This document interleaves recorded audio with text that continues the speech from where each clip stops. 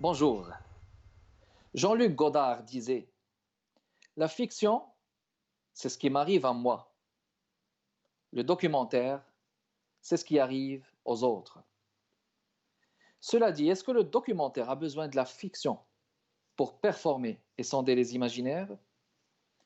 Nous avons le plaisir d'accueillir aujourd'hui, dans le cadre de Art et Lettres, Ania Jamila El Mahachir, qui est une productrice et réalisatrice de films et de productions télévisées.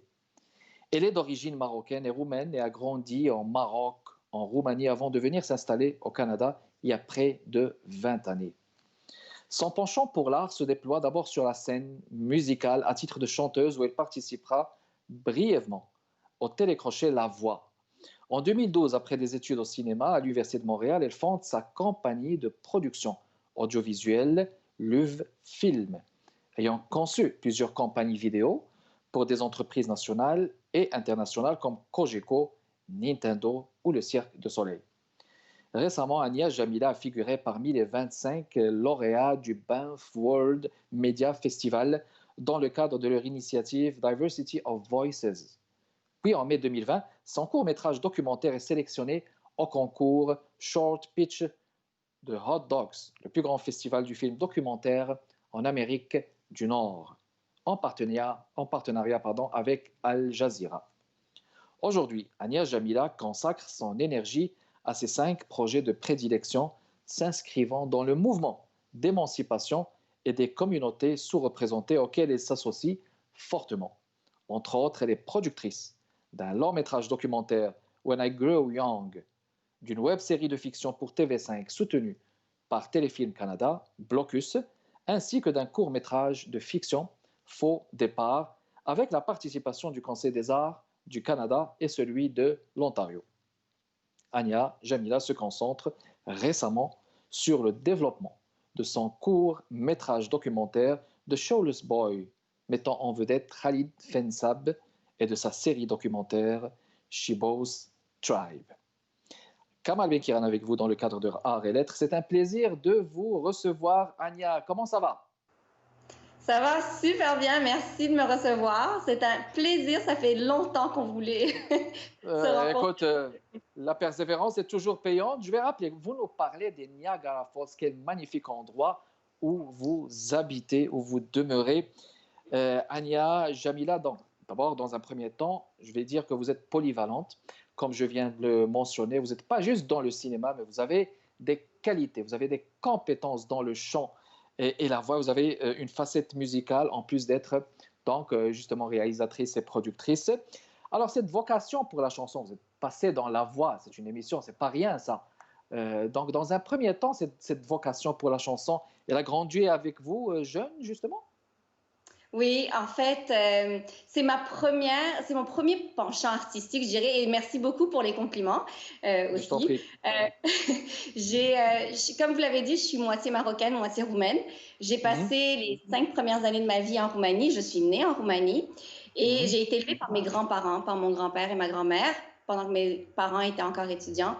Et mon grand-père était un ouvrier sur les chantiers pétroliers, sur les raffineries en Roumanie. Mais il avait toujours voulu être musicien. Alors, j'étais son public. Il m'emmenait avec lui. Il se cachait de ma grand-mère qui lui donnait des travaux à faire. Et depuis que je suis toute petite, il m'emmenait avec lui. On se cachait dans la ferme. Il prenait sa guitare et il jouait de la musique pour moi. Alors, je pense que c'est la première personne qui m'a transmis cet amour de la musique. Donc, les 5 premières années de ma vie, tous les jours, j'avais le droit à un concert mhm, privé. Et ensuite, je suis allée au Maroc, qui est mon mhm, pays, donc je ne sais pas si on peut dire immigré. Et mon père, qui est ingénieur, mes 2 parents sont ingénieurs, sont pourtant tous les deux artistes. Et mhm. mon père chante très bien. Alors, ça a continué, mon initiation à la musique a continué. Mon père pouvait chanter du moustaki. Tout le Euh, temps, oui, tout le temps, sans de manière... avertissement. On avait une chanson et de d'Aznavour, etc. Donc, je vous dirais que la Excellent. musique, vraiment mon ADN, autant en Roumanie qu'au Maroc.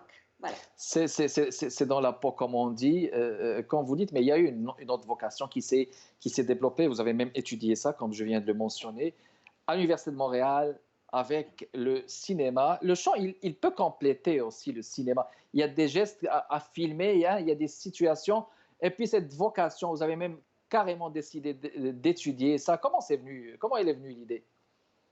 En fait, j'ai toujours été artiste, donc j'ai toujours été dans la musique. J'ai été acceptée au conservatoire de musique de Bucarest. Et une fois que je suis Mhm, venue au Canada, j'ai un côté littéraire qui est très développé. Et comme je parlais mhm. déjà 5 langues, je suis allée naturellement étudier en traduction. Mais ce n'était pas suffisant pour moi. Donc, et je me suis rendu compte que le cinéma, finalement, c'était l'heureux mélange entre les mots, entre l'image et entre la musique. Alors, Et je puis, dis tout le temps, est-ce que le documentaire, c'est donc votre genre préféré, justement, dans le cinéma? Est-ce que j'ai c'est votre de prédilection, je dirais même? oui, on pourrait dire ça. C'est drôle parce que j'ai grandi en regardant des films musicaux de Broadway, donc rien de documentaire. Et Mhm, plus le temps avançait, plus je me rendais compte que je regardais, évidemment, je consommais beaucoup de films parce que je suis cinéphile, mais je regardais de plus en plus de documentaires, facilement 70% de documentaires et 30% de films de narration ou de fiction. oui, Donc, c'est venu très naturellement et je pense que c'est une forme qui me plaît, qui me parle, qui me va oui. bien et qui Qui me a permis permet même d'exprimer. un épanouissement intellectuel, je dirais aussi. Exactement. Et c'est pas, je dirais que faire du documentaire, c'est plus difficile que faire de la fiction Ah, parce que la d'accord. fiction, Mhm. on écrit un scénario, on engage des acteurs, on engage une équipe de tournage et si le scénario marche pas, on le change et voilà. Mais un documentaire, ça se construit au fur et à mesure. Il faut tout le temps rester à Oui, l'écoute. On peut pas forcer les choses, mais non. on doit rester narrateur. Et j'aime ça aussi faire la distinction entre le documentaire et le reportage, parce que souvent on mélange Oui. les deux, et Mhm, de dire que le reportage, c'est vraiment un document de journalisme, alors que mhm. le documentaire, c'est une œuvre artistique qui est faite par un cinéaste. C'est Oui, juste qu'on va aller se baser sur des faits réels. Et oui. encore là, il y a des documentaires qu'on appelle poétiques, qui se basent Mhm. plus sur le vécu que sur les faits. Très Donc, bien. Donc, ça permet de sonder des faits réels, comme vous le dites. On va revenir sur ça, si vous le permettez, Agnès Jamila. On va le faire après la pause publicitaire. Restez avec nous, mesdames et messieurs.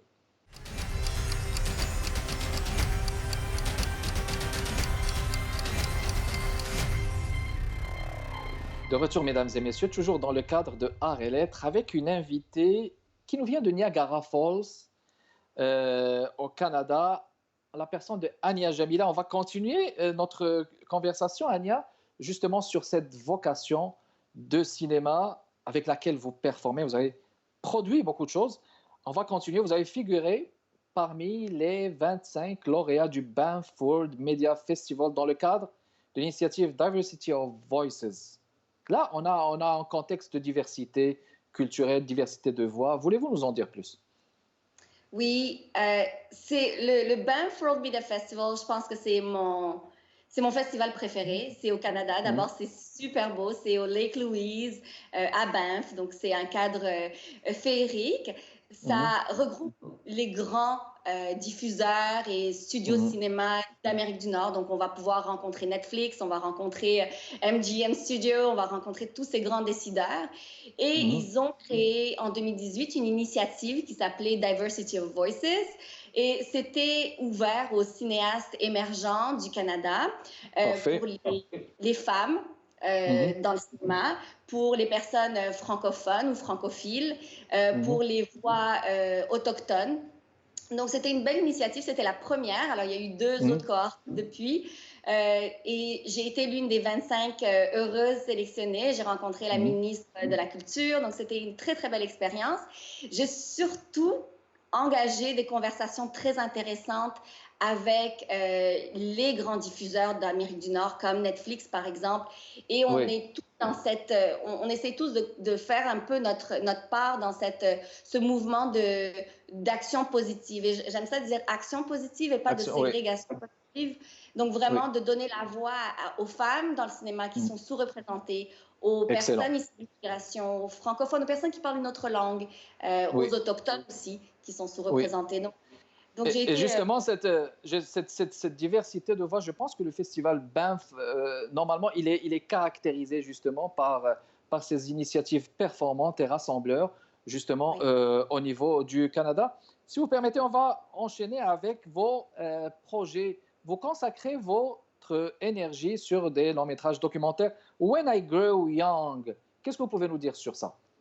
Oui. Alors, moi, j'ai deux rôles, j'ai deux chapeaux que je porte. Soit je suis Mhm, réalisatrice, soit je suis productrice. Et productrice, c'est arrivé sur le temps, en fait, un peu plus tard. Et je me suis rendu compte que j'adore ça.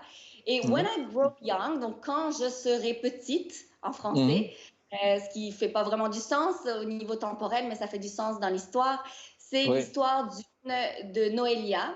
C'est Mhm, un film réalisé par un cinéaste émergent du Québec, Jonathan mhm, Cortez, qui vient de mhm, Colombie et qui met en scène ou qui raconte l'histoire de Noélia, qui est immigrée de l'Uruguay et mhm. qui est une touriste et qui essaie de faire sa place dans la société canadienne. Donc, c'est une immigrante, c'est une société, c'est une histoire d'immigration, c'est une D'immigration et histoire, d'intégration aussi.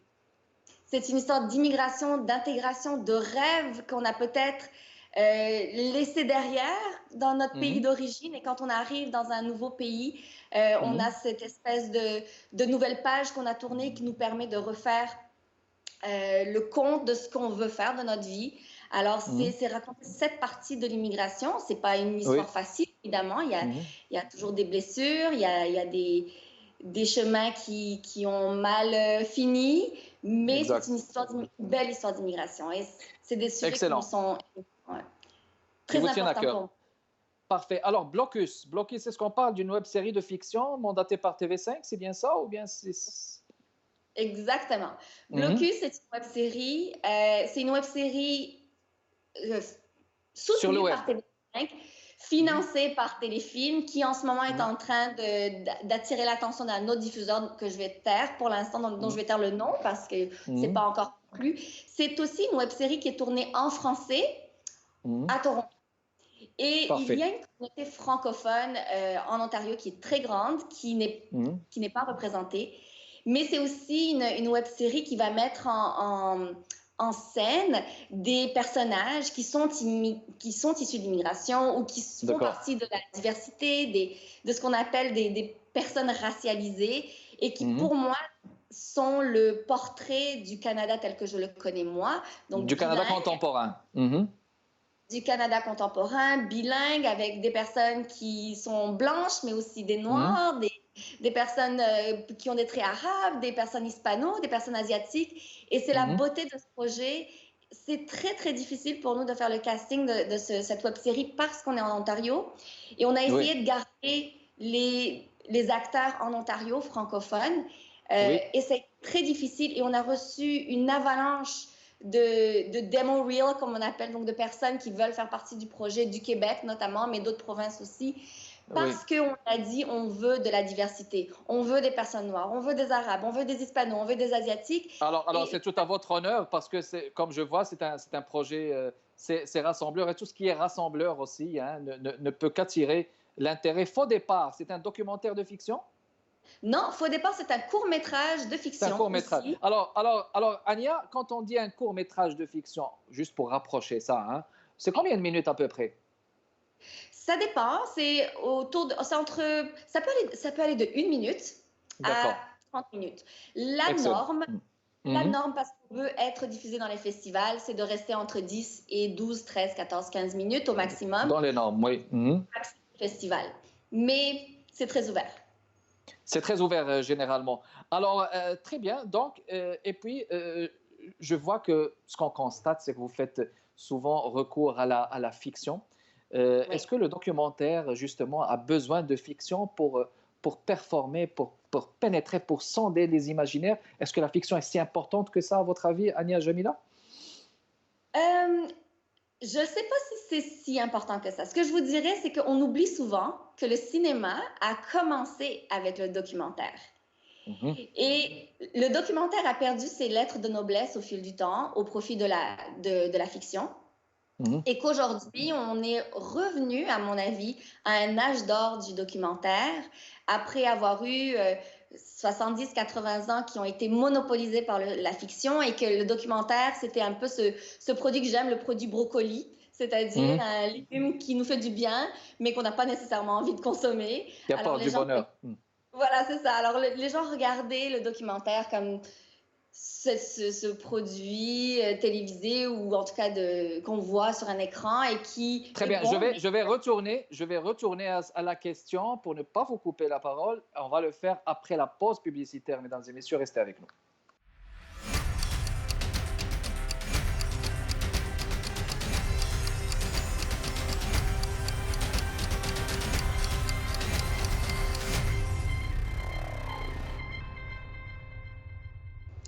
Eh bien, on est en retour, mesdames et messieurs, toujours dans le cadre de Arts et Lettres, avec notre invitée Ania Jamila. Ce n'est pas pour vous couper la parole, on va vous permettre d'aller jusqu'au bout de votre idée. Je rappelle la question.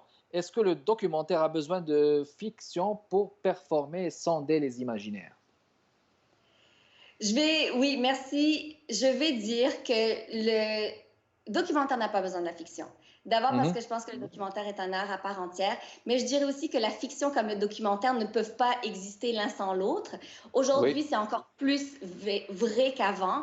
Les documentaires aujourd'hui coûtent souvent plus cher que les films de fiction et souvent rapportent plus d'argent que les films de fiction. Je vous dirais que c'est vraiment deux cousins qui marchent main dans la main et qui s'inspirent l'un de l'autre et non pas l'un au détriment de l'autre.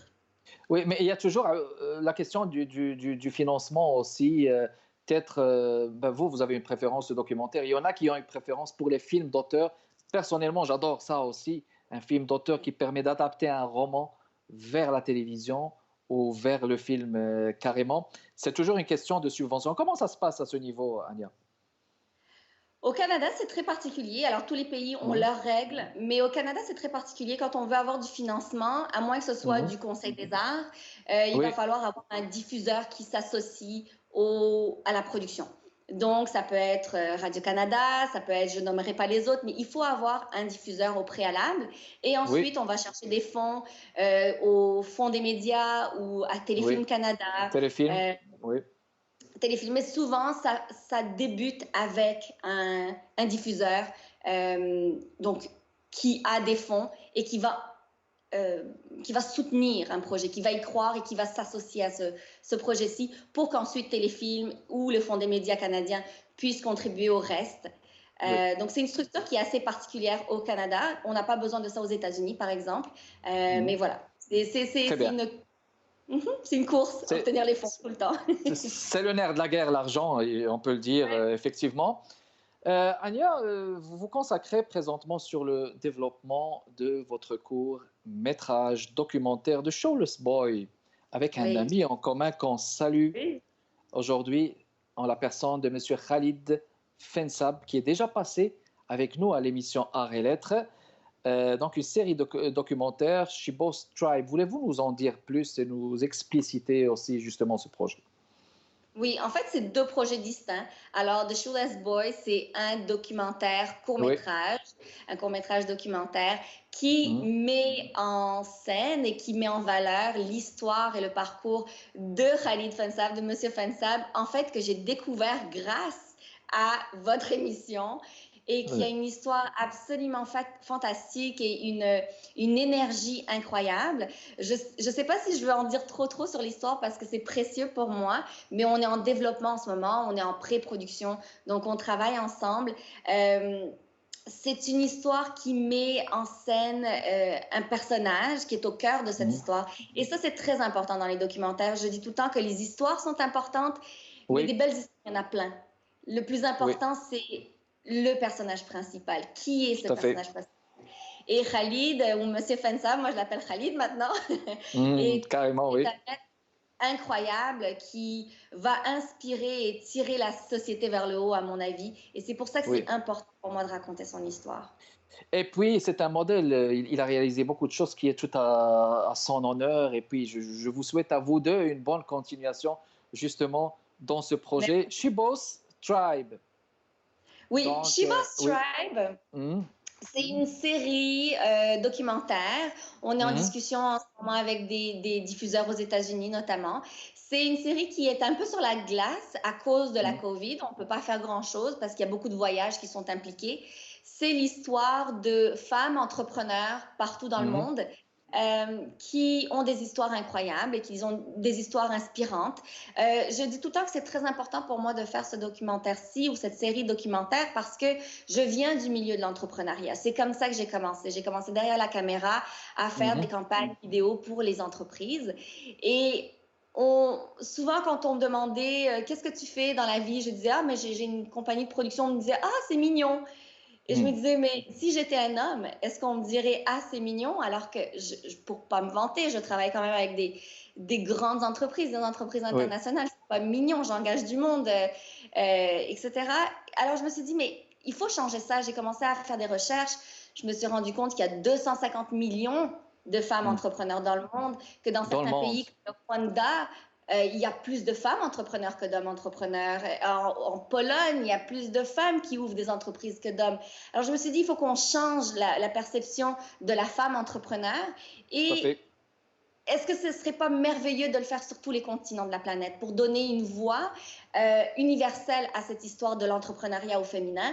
Et on a rencontré durant la COVID des centaines de femmes via vidéoconférence de tous les coins de la planète. Alors, on pouvait avoir des vidéoconférences à 3 heures du matin à cause du décalage horaire À cause du et à décalage, oui. et c'était fantastique. Et on a plusieurs femmes extraordinaires. On a même une femme qui est dans un camp de réfugiés en Syrie, en Syrie enfin, qui est Oui. réfugiée syrienne en Jordanie, dans le Mhm. plus grand camp réfugié de Jordanie, qui est le camp Zaatari, et Oui, qui était entrepreneur en Syrie et puis qui continue à être entrepreneur dans un camp de réfugiés. C'est des femmes extraordinaires et j'ai oui. très hâte de pouvoir voyager, filmer et rencontrer ces femmes-là en personne. Et c'est ça justement les bienfaits du virtuel, de Oui. Internet, que de pouvoir franchir ces frontières. Vous formez présentement donc les entrepreneurs et les fondateurs des petites entreprises à créer leur propre vidéo marketing. Donc, c'est une étape de votre carrière finalement aussi. Oui, en fait, c'est comme on appelle en anglais un side hustle. C'est quelque chose qui est sur le côté. Je me disais tout le temps, j'ai appris tellement de choses derrière la caméra Il faut les et j'ai mettre fait à l'œuvre, voilà. oui, c'est ça. Au lieu de les laisser dormir dans ma tête, je vais partager ça avec les femmes entrepreneurs ou avec les hommes entrepreneurs, mais avec les petites entreprises qui ont souvent pas Oui, les budgets pour payer une production professionnelle. Et ça marche très, très bien et les gens sont très réceptifs et j'aime ça partager. Donc, c'est vraiment, ça très vient bien. vraiment d'un désir de passer au suivant. Alors, excellent. Vous voyez, le temps passe vite. C'est déjà la fin. Ania Jamila, c'est un plaisir de vous avoir accueilli de là où vous êtes à Niagara Falls. Merci d'avoir accepté notre invitation. C'est un plaisir. Merci à vous, mesdames et messieurs, de votre continuelle fidélité.